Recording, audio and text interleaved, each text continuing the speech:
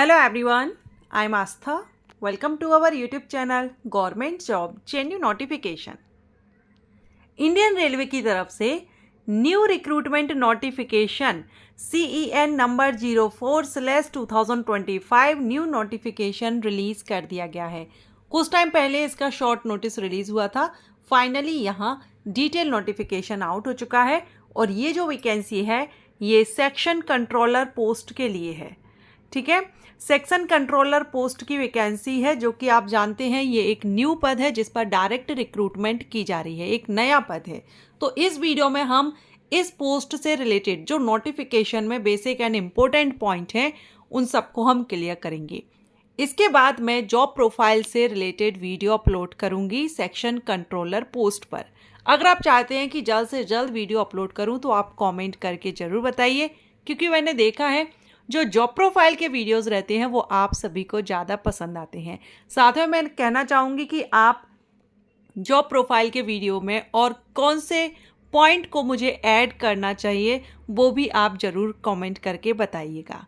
Okay, तो जो points मैं मिस कर देती हूँ उनको भी मैं ऐड करूँगी, आप सजेस्ट कीजिएगा।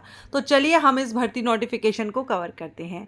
CEN 04/2025 जो कि सेक्शन कंट्रोलर पोस्ट के लिए ये भर्ती विज्ञापन जारी किया गया है। एंड इम्पोर्टेंट डेट आप देख रहे हैं, ओपनिंग ऑफ ऑनलाइन एप्लीकेशन 15 सितंबर। आज से ऑनलाइन एप्लीकेशन स्टार्ट हो रहे हैं एंड क्लोजिंग डेट आपकी रहेगी 14 अक्टूबर। पूरा एक महीने का समय आपको अप्लाई करने के लिए दिया जा रहा है। लास्ट डेट फ़ी पेमेंट की ये 16 अक्टूबर रहेगी। फ़ी आप 16 अक्टूबर तक पे कर सकते हैं।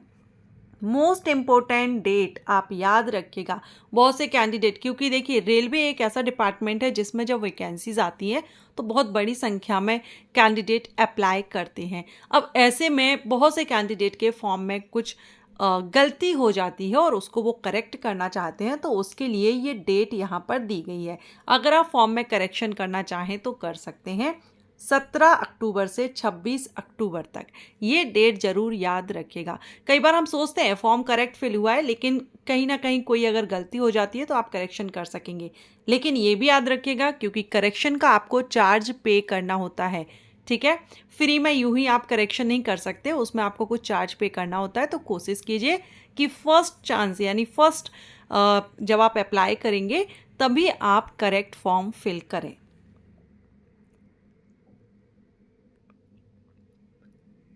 अब ऑनलाइन अप्लाई करना है तो rrbapply.gov.in ये वेबसाइट है। इस वेबसाइट पर जाकर के आप ऑनलाइन अप्लाई कर सके हैं।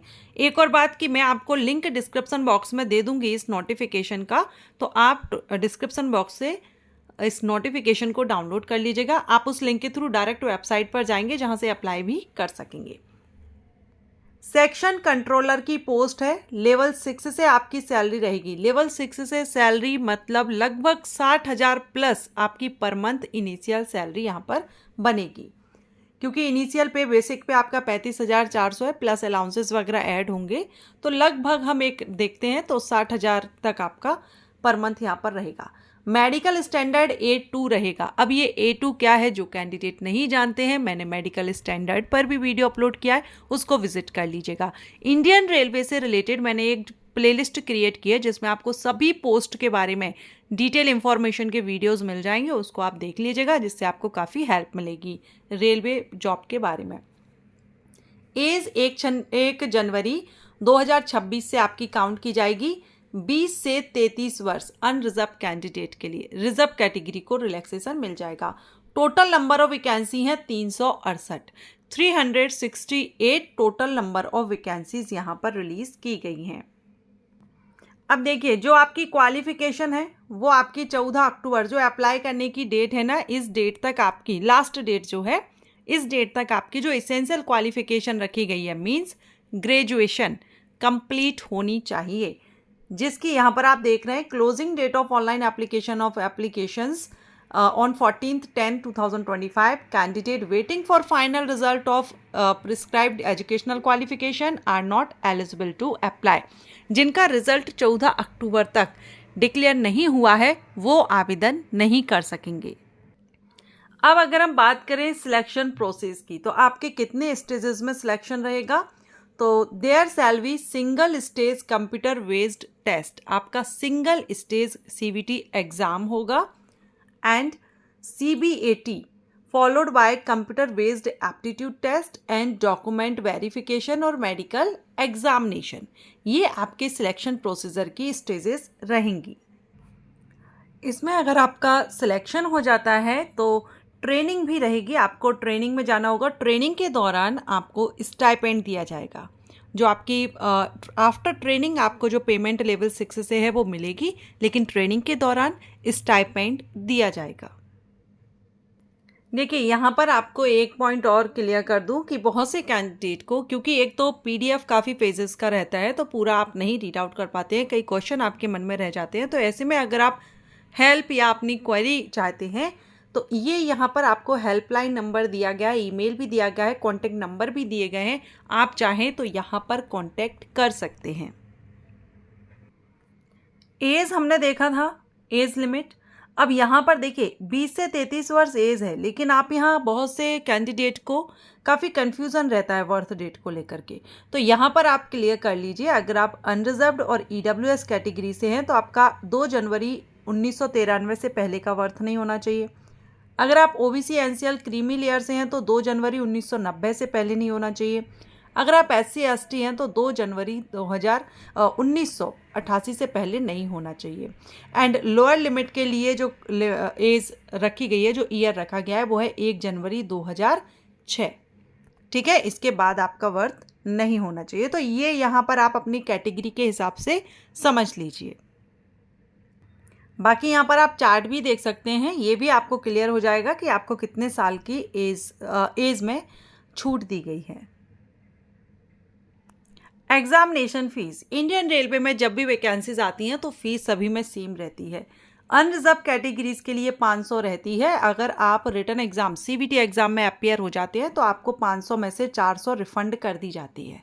ठीक है, वही जो फीमेल कैंडिडेट किसी भी कैटेगरी की हो, transgender, ex serviceman, SC ST, minority communities, EBC category और PWD, इनके लिए 250 रहती है। और अगर आप CBT एग्जाम में अपेयर हो जाते हैं तो इनको पूरा का पूरा रिफंड हो जाता है, 250 का 250 आपको रिफंड हो जाता है। लेकिन अनरिजर्व कैटेगरी का 100 माइनस करके 400 रिफंड किया जाता है। और सिलेक्शन प्रोसीजर आप यहाँ पर एक बार फिर से देख सकते हैं। सबसे पहले आपका CBT एग्ज़ाम होगा, उसके बाद CBAT। CBAT क्या है, अगर ये भी आप नहीं जानते हैं इसमें क्या होता है, तो इस पर भी मैंने वीडियो अपलोड किया है, लिंक आपको आई बटन पर दे दूंगी, आप विजिट कर लीजिएगा, आपको ये जानकारी हो जाएगी CBAT के बारे में। फिर होगा आपका डॉक्यूमेंट वेरिफिकेशन और मेडिकल एग्जामिनेशन। अब जो CBT एग्ज़ाम होगा ना, आपका रिटन एग्जामिनेशन, ये 120 मिनट का समय आपको दिया जाएगा। टोटल 100 क्वेश्चन आपसे किए जाएंगे, 100 मार्क्स के रहेंगे, 100 प्रश्न 100 नंबर के। नेगेटिव मार्किंग भी रहेगी, 1/3 मार्क माइनस किया जाएगा गलत आंसर देने पर। एंड आपका जो मार्क नॉर्मलाइज किए जाएंगे ये मल्टीपल शिफ्ट्स में किए जाएंगे। ठीक है, इसके बाद candidate who are shortlisted for CBAT availing the reservation benefit of OBC NCL, ये यहाँ पर दिया गया है रिजर्वेशन से रिलेटेड।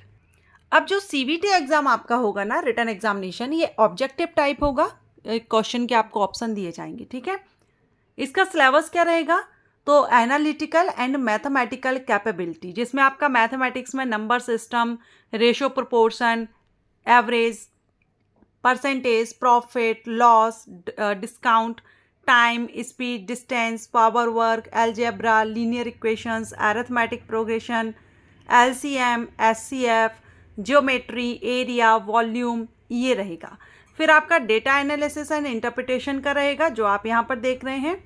एंड लॉजिकल कैपेबिलिटी में आपका लॉजिकल रीजनिंग, रीडिंग कंप्रेंशन रहेगा, मेंटल रीजनिंग रहेगा।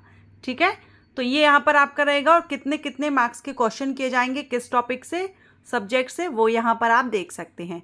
जो फर्स्ट आपका मैथमेटिकल एनालिटिकल है उससे 60 किए जाएंगे, बाकी दोनों पार्ट से 20-20 प्रश्न किए जाएंगे। टोटल 100 क्वेश्चन आपसे किए जाएंगे। अब मिनिमम परसेंटेज इस एग्जाम को क्वालिफाई करने के लिए कितना रहेगा, अगर आप अनरिजर्व कैटेगरी से हैं तो 40% लाना जरूरी है।